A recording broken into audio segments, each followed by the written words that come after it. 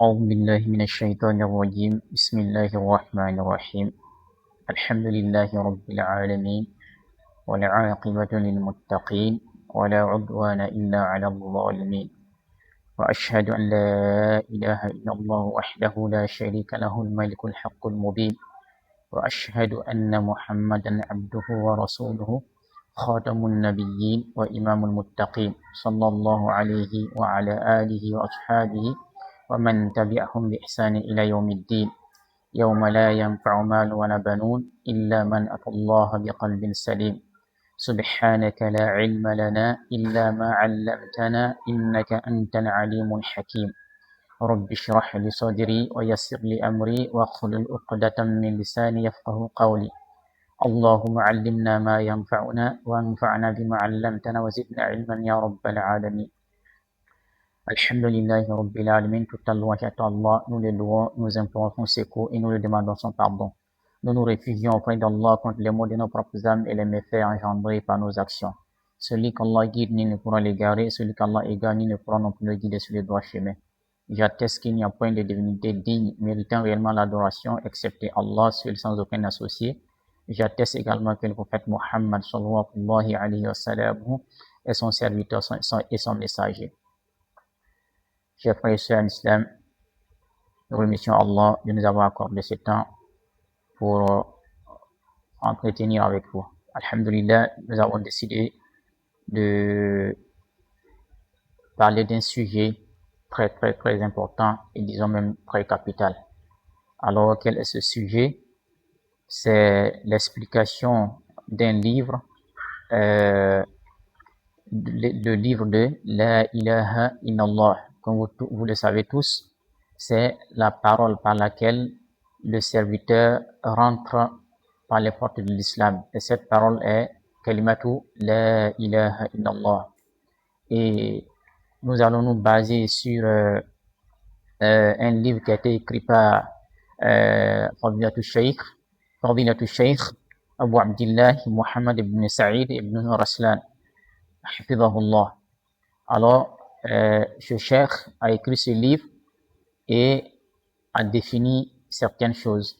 Ce livre, c'est la signification de Kalimatu Shahada, La ilaha illallah. Le cheikh a mentionné sur ce livre ce qu'il va détailler dans le livre. Il y a ma'naha, c'est-à-dire que le sens de la signification ou le sens de cette parole. Et wa shurutuha, ensuite la condition de cette parole. Et encore wa nawaqiduha, c'est-à-dire que l'annulation encore de cette parole. Et wa fadluha, les mérites ou les bienfaits de cette parole kalimatu shahada la ilaha illallah. Chers frères et sœurs musulmans, c'est un livre vraiment très bénéfique et qu'on ne doit rater en aucune manière. On doit fournir des efforts pour pouvoir suivre ces cours, Inch'Allah Ta'ala, qu'Allah nous accorde la force et les moyens pour entamer ces cours et débuter et terminer jusqu'à la fin. Amin, qu'Allah nous facilite. Mais avant ça, nous allons d'abord expliquer pourquoi on doit donner la définition ou expliquer cette parole kalimatu shahada la ilaha illallah. Chers frères et sœurs en islam, comme vous le savez tous, le hadith de Abdullah ibn Umar radiyallahu anhu, il dit قال رسول الله صلى الله عليه وسلم بني الإسلام على خمس شهادة أن لا إله إلا الله وأشهد أن محمد رسول الله وإقام الصلاة وإيتاء الزكاة والحج وصوم رمضان. Alors, à travers ce hadith, Abdullah ibn Umar radiyallahu anhuma nous dit à travers ce hadith que le prophète Muhammad sallallahu alayhi wa sallam a dit l'islam est bâti sur 5 piliers. L'islam est bâti sur 5 piliers. Et le premier pilier, c'est l'attestation de foi, le fait de croire que nulle divinité digne, méritant réellement l'adoration, excepté Allah seul sans aucun associé. Et le deuxième pilier, c'est la prière, wa iqamis salat. Et troisième, wa ita'iz zakat, et il dit wa sawmi wal hajji et puis wa sawmi ramadan. Voici les 5 piliers de l'islam. Alors, et la kalimatu shahada vient prendre la première place. Alors, cette parole qui est le pilier de la religion, le fondement de la religion, la base même de l'islam, et que tout musulman doit maîtriser. C'est-à-dire que ma'naha, la signification de cette parole, et encore les conditions, wa shurutuha, les conditions de cette kalima, et encore ce qui annule encore cette kalima. Parce que pourquoi on dit ce qui annule cette kalima, on peut prononcer cette parole kalimatu shahada la ilaha illallah, et cela peut ne pas nous servir dû au fait que on ne connaît pas sa signification, les conditions, et on va aller tomber maintenant dans ce qui peut annuler maintenant cette parole qui est le contraire de kalimatu shahada la ilaha illallah. Donc cette parole-là englobe beaucoup de choses et beaucoup de bienfaits que tout musulman doit faire en sorte pour maîtriser la signification, les conditions et ce qui annule cette parole et en plus encore les mérites de cette parole. Alors, chers frères et sœurs à l'islam, on vient d'expliquer que l'islam est bâti sur 5 piliers. Et le premier pilier qu'on vient de citer, c'est la kalimatu shahada la ilaha illallah. Pourquoi? Allah nous dit dans le Coran, dans Surat Muhammad, Allah nous dit, ba'da'u billahi minash shaytanir rajim. Allah dit, fa'alam annahu la ilaha illallah wa astaghfiru li dhanbik wa lil mu'minina wa lil mu'minat. Allah dit, ô Muhammad, fa'alam.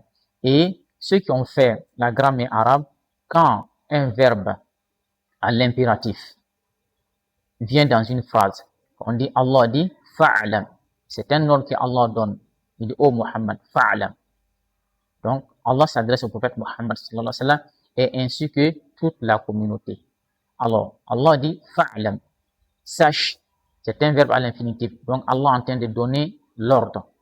Et tous les savants disent que quand Allah donne l'ordre, ou le prophète alayhi wa sallam donne l'ordre sur une chose, cette chose devient obligatoire. Et qui est, Allah dit fa'alam annahu la ilaha illallah. Il dit sache que nulle divinité digne méritant réellement l'adoration excepté Allah seul sans aucun associé. C'est-à-dire qu'on doit connaître cette parole. Alors, donc, ce qu'on vient de citer, la signification de cette parole, tout musulman doit fournir des efforts comme il se doit pour maîtriser la signification de cette parole. Sinon, cette parole va lui être quelque chose qui ne va pas lui servir. Par exemple, si le musulman récite ou prononce la kalimatu shahada, la ilaha illallah, et qui ne connaît pas ce que ça signifie, ce que ça implique, les règles, les conditions, ce qui annule, donc cela va l'amener à aller faire le contraire de cette parole. Et vous avez vu que tous les savants sont unanimes que tout musulman qui atteste cette parole, il doit obligatoirement tout faire pour maîtriser la signification de cette parole. Alors, on va encore réciter un autre hadith qui va être encore plus clair. Là, on va encore expliquer pourquoi on doit maîtriser la signification de cette parole. Le hadith authentique rapporté par Bukhari et Muslim, selon Ibn Abbas.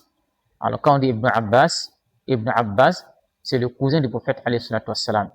Et c'était Ibn Abbas était un spécialiste dans l'interprétation du Coran.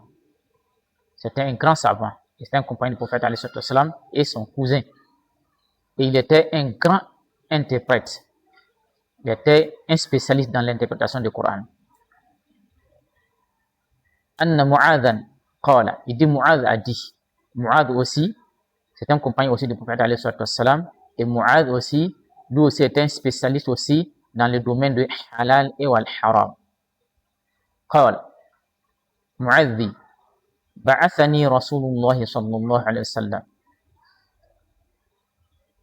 Qala, إنك تأتي قوما من أهل الكتاب فادعهم إلى شهادة أن لا إله إلا الله وأني رسول الله فإنهم أطاعوا لذلك فاعلم أن الله افترض عليهم 5 صلوات في كل يوم وليلة فإنهم أطاعوا لذلك فاعلمهم أن الله افترض عليهم صدقة تؤخذ من أغنيائهم وترد في فقرائهم فإنهم أطاعوا لذلك فإياك كرائم أموالهم واتق دعوى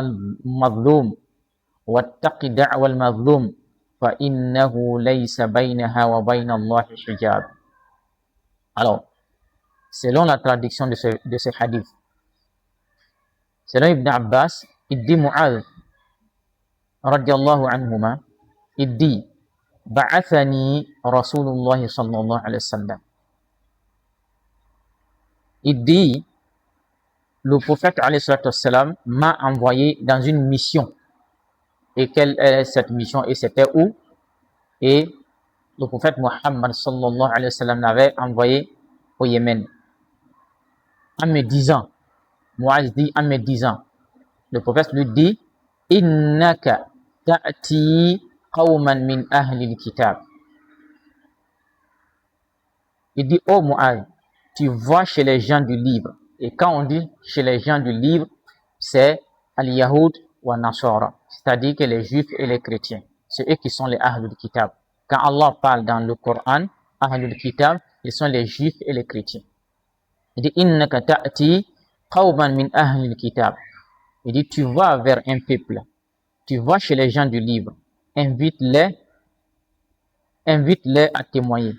Et il dit, fad'uhum ila shahadati an la ilaha illallah. Donc, le prophète sallallahu alayhi wa sallam lui dit, la première des choses sur laquelle tu vas les inviter en islam, il faut les inviter d'abord à tester la kalimat shahada la ilaha illallah.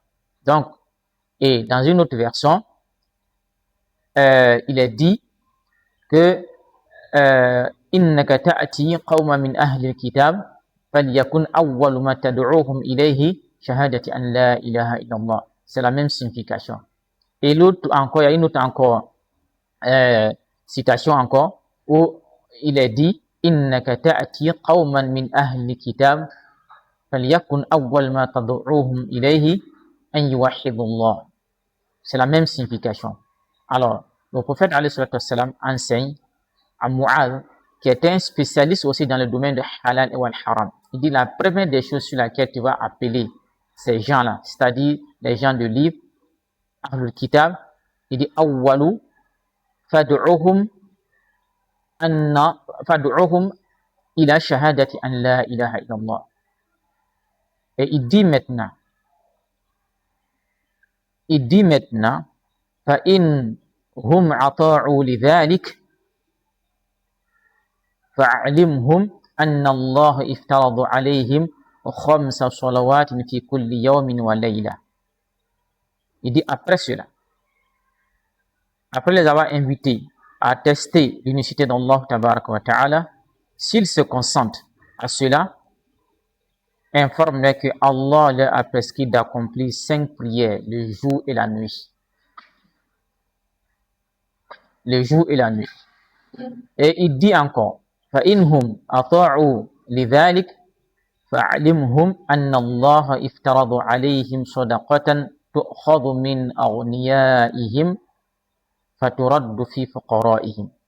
Et dis-le encore, s'ils se concentrent au premier, informe-les également que Allah leur a prescrit encore, enseigne-le que Allah leur a prescrit encore de verser l'aumône, c'est-à-dire la zakat.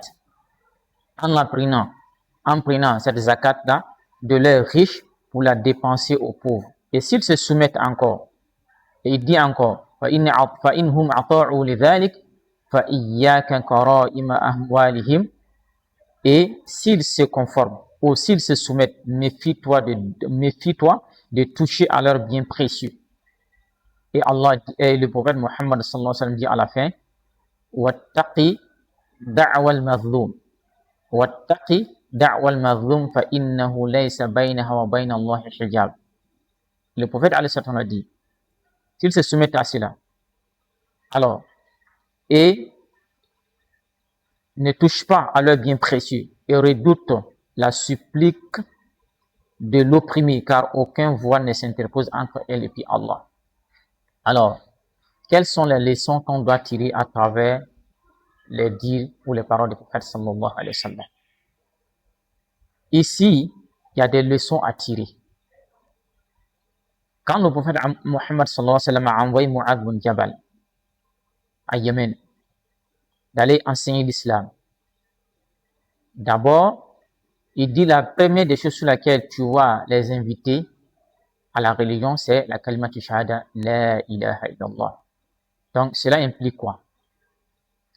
Quand un prêcheur, il doit prêcher, la première des choses sur laquelle tu vas commencer à informer, bien à enseigner tes fidèles ou la communauté, c'est la correction de la croyance, qui est la parole de kalimatu shahada, kalimatu tawhid, la ilaha illallah. C'est la première des choses. Et tout prêcheur doit concentrer ses prêches sur cette parole, c'est-à-dire sur le tawhid. Et encore, entre parenthèses, et un rappel encore à nos frères Jama'atul Tabligh qui passent de temps en temps à aller dormir dans les mosquées, qui font la da'wa. La da'wa, c'est une adoration. C'est le fait d'appeler les gens vers la religion. Mais la da'wa a des règles, des conditions et des principes. Et voilà la preuve dans ce hadith. Et celui que le prophète Mohammed sallallahu alayhi wa sallam a envoyé, c'était un savant dans le domaine de halal et haram. C'est pas n'importe qui. Alors, le prophète alayhi wa sallam n'a pas envoyé un ignorant. Comme le font souvent les Jama'atul Tabligh, quand ils vont dans les mosquées, ils prennent même celui le plus ignorant parmi eux, ils disent non, lève-toi et prêche. Le gars va te dire non, moi je ne sais pas prêcher, il va te dire non, prêche que Allah va te donner la science. C'est pas comme ça. Al-ilmu qabla al-qawl wal amal. C'est-à-dire la science d'abord, avant l'acte et la parole. Et il y a le verset que je viens de réciter précédemment où Allah tabaraka wa ta'ala nous dit dans le Coran, il dit fa'alam annahu la ilaha illallah. Il dit sache que nulle divinité digne d'adoration, nulle divinité digne méritant réellement l'adoration excepté Allah seul sans aucun associé. Alors, donc Allah informe au prophète sallallahu alayhi wa sallam, avant tout, il faut d'abord avoir la connaissance. Fa'alam annahu la ilaha illallah. Sache que nulle divinité ne mérite réellement l'adoration excepté Allah seul sans aucun associé. Alors, chers frères Tabligh, Jama'atul Tabligh, voilà des règles. La da'wa c'est bien, mais la science d'abord avant la parole. Sinon, ce que tu vas détruire, ça sera plus grave que ce que tu vas arranger. Et également, toute personne qui va venir s'asseoir dans une mosquée ou quelque endroit que ce soit, et il dit que l'islam, c'est pas la prière, que c'est le comportement, le fait d'entretenir les liens de parenté, et le fait d'être bien, et d'être généreux, tout ça, ce sont les choses que la charia a, ce sont des prescriptions que Allah tabaraka wa ta'ala a prescrites. On ne conteste pas cela. Mais sache que, malgré ton bon comportement, le lien de parenté que tu entretiens, si tu n'as pas le tawhid, que tu n'as pas compris le sens de kalimatu shahada la ilaha illallah, ça te sert à rien. C'est zéro. Et incha'Allah ta'ala, à travers ce livre de Cheikh, on va expliquer des choses qui sont claires. Et la kalimatu shahada, la ilaha illallah, c'est-à-dire que c'est à cause de cette parole que Allah a créé tout ce que nous voyons. Le monde, les cieux, la terre, le jour de jugement dernier, le feu, l'enfer, le paradis. Et alors, dans ce livre, incha'Allah ta'ala, on prendra le temps d'expliquer ces choses-là étape par étape jusqu'à la fin, Inch'Allah ta'ala. Alors, chers frères et sœurs en islam, donc, cela veut dire que il faut qu'on fasse beaucoup d'efforts pour apprendre correctement notre religion et maîtriser cette parole, connaître sa signification, ce que ça implique pour que on puisse pratiquer la religion comme il se doit. Alors que cette parole, comme je viens de le dire au début, c'est le pilier même de la religion, c'est le fondement même de la religion et c'est la base même de la religion. Et vous avez vu que le hadith que je viens de mentionner au début, c'est le pilier le plus important avant la prière. Le fait de maîtriser et connaître la signification de cette parole. C'est cette parole-là, c'est ça qui est au-dessus même de la prière. C'est-à-dire que quand tu ne maîtrises pas cette parole et que tu pries parce qu'il faut prier, ta prière ne va rien te servir, la zakat ne va rien te servir, le fait même de jeûner le mois de Ramadan ne va rien te servir parce que tu vas aller faire le contraire de tout ce que cette parole-là interdit et du moment où tu fais le contraire, ton islam sera nul. Donc, sur ce, chers frères et sœurs, nous allons nous arrêter là et continuer encore, Inch'Allah ta'ala, l'explication de ce livre. Donc, likez et abonnez-vous et activez la cloche de la notification pour ne pas rater mes prochaines publications, Inch'Allah ta'ala. أقول قولي هذا وأستغفر الله لي ولكم ولسائر المسلمين والمسلمات من كل ذنب فاستغفروه إنه هو الغفور الرحيم.